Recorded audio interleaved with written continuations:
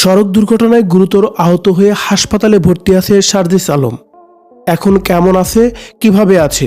Viewers, আমাদের আজকের এই ভিডিওতে সেই বিষয়ে বিস্তারিত তুলে ধরব। একটু সময় নিয়ে পুরো ভিডিওটি দেখে আমাদের সঙ্গে থাকুন। ঢাকা বিশ্ববিদ্যালয় এলাকায় প্রাইভেট কার দুর্ঘটনায় বৈষম্য বিরোধী ছাত্র আন্দোলনের সমন্বয়ক সার্জিস আলম আহত হয়েছেন। বুধবার 5 ফেব্রুয়ারি রাত 9:15টার দিকে ঢাকা বিশ্ববিদ্যালয় ব্রিটিশ কাউন্সিলের সামনে এই ঘটনা ঘটে। আহত অবস্থায় তাকে উদ্ধার করে চিকিৎসার জন্য রাতে ঢাকা মেডিকেল কলেজ হাসপাতালে আনা হয়েছে।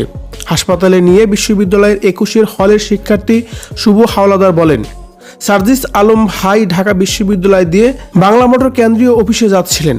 ব্রিটিশ কাউন্সিলের সামনে আসলে একটি শিশু গাড়ির সামনে দিয়ে দৌড় দেয়। তখন প্রাইভেট কার সজোরে ব্রেক করলে আইল্যান্ডের সঙ্গে ধাক্কা খেয়ে আহত হন। বিশ্ববিদ্যালয়ের 21 হলের শিক্ষার্থী শুভ হাওলাদার আরও বলেন, সংবাদ পেয়ে ব্রিটিশ কাউন্সিলের সামনে থেকে সার্জিস আলমকে আহত অবস্থায় হাসপাতালে নিয়ে আসি। তার বাঁ চোখে কেটে গেছে, এছাড়াও মাথায় আঘাত লেগেছে। চিকিৎসকের বরাত দিয়ে তিনি আরও বলেন, তবে চোখে ও মাথায় গুরুতর কোনো সমস্যা নেই। তাকে প্রাথমিক চিকিৎসা শেষে বাসায় নেওয়া হয়েছে। ডামেক পুলিশ ক্যাম্পাসের ইনচার্জ পরিদর্শক মোহাম্মদ ফারুক বলেন, আহত সার্জিস আলম ডামেকে প্রাথমিক চিকিৎসা নিয়েছে। চিকিৎসকের বরাত দিয়ে পুলিশের ওই কর্মকর্তা আরও বলেন, তার অবস্থা অতটাও গুরুতর নয়, এখন অনেক ভালো আছে সার্জিস আলম।